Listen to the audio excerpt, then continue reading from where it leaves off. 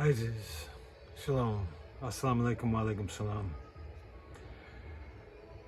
So here again, I'm not looking for it. I already know something was up with it, and don't get me wrong. I didn't want to believe it. I tried to say that maybe possibly, all right, maybe he's not a part of this whole one-eyed beast system. But I mean, I even question if he's even dead, honestly. But I already knew something was up at the beginning, and it's only a matter of time till somebody comes out and does a somewhat of a well-detailed analysis of the numbers and when he died and pointing out all this. And this is it. This is the video. This guy's done a good job of it, actually. And hey, listen, you people out there who want to believe that entertainment is innocent, and I mean, that's for you to believe.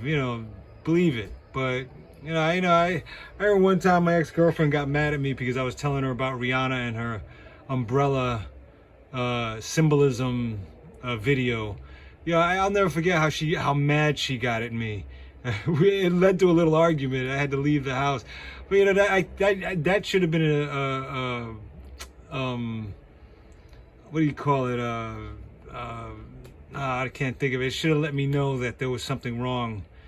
She tried to act like she was somewhat conscious, but she really wasn't. It's just, many women right these days do a good act in that. They act like they're spiritual, or I don't even know what spiritual is. Just awake and conscious, and aware of the symbols and aware of certain philosophers, but they're not really. They don't live up to it. A lot of it is. It doesn't mean just being aware of it. It means practicing it also. Being it. And that's what they're missing. Well, and not just women. There are men out there obviously that's doing it too. I'm just finding out that I'm not meeting any righteous women. There's no such thing here. There's probably no righteous men either. Just people who just want to be. You know what I mean? You can't have that. What you got today when you're talking with someone is they're looking at their cell phone while they're talking with you. I hate that shit. I want to slap it out of their hands. I swear I hate it. But that's what's happening. But this Chadwick, oh man, I mean, again, I grew up with Marvel comics. I have comics. I didn't come across this stuff because of the movies. I'm an artist, so I never really read the comics. I never got into it like that. I just never got into it like that. I only got the comics just to because I like the way the cover look, or so I could copy and draw the characters. I could care less to read any of it. So it was interesting when the movies came out. It just kind of, you start to understand now what the character is about. And I kind of had a basic understanding what the characters are about. But this Black Panther, I mean, it's all orchestrated. And the more I see it, the more I just keep wondering, where the hell are we? Are we really on this place called Earth? I mean, are we really here, or is this? It's unusual, man, because they really are orchestrating all of it. It's all been set up. And again, I question, is this dude even dead? I mean, they're saying he is, but I also know there has to be continents on the face of this planet that we know nothing about.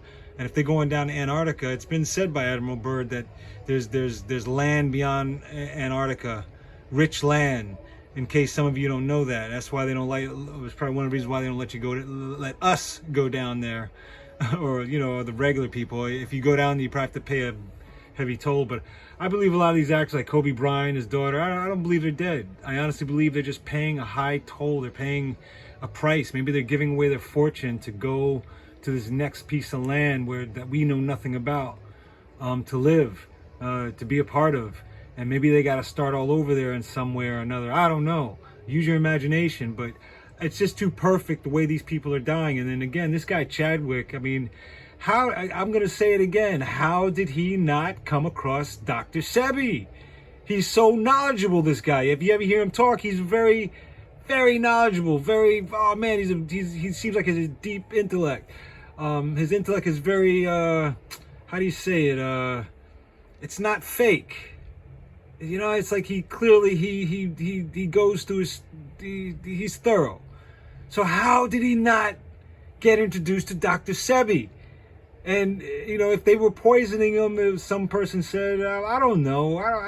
I just don't believe he's even dead. But okay, he was thin. Maybe he is. I don't know. No disrespect to him, but I don't trust the system anymore. No more than I trust the news or the government. I don't trust the movies. If I watch these movies, it's to understand the allegorical impressions or the other story that's going on. This is how they talk. These are symbolisms, and they're using numbers and color. Anyway, another story. Anyway, but check this out. This guy pointed out something very interesting about Jackie Robinson, the number 42, and check out what went on the day that this dude died. All right, it's already not a coincidence that it was on Jackie Robinson Day that he died, but check out the game that was going on, the Dodgers in Texas, and they were all wearing the number 42. This video points it out. It's a long video. It's worth checking out. This dude did a really good documentary on it. If you want to open your eyes, then check this out. Just check it out. But here you go. Most disturbing about this entire situation is the fact that Chadwick Boseman, star of the film 42, who played Jackie Robinson, died on Jackie Robinson Day, which, instead of being held on April 15th, the anniversary of Jackie Robinson's debut in the majors, was held this year on August 28th due to coronavirus. To make this incident even more macabre, Boseman's death was announced during Friday night's Dodgers television broadcast. Check that out. While every player on the field in the Dodgers-Texas Rangers game was wearing number 42.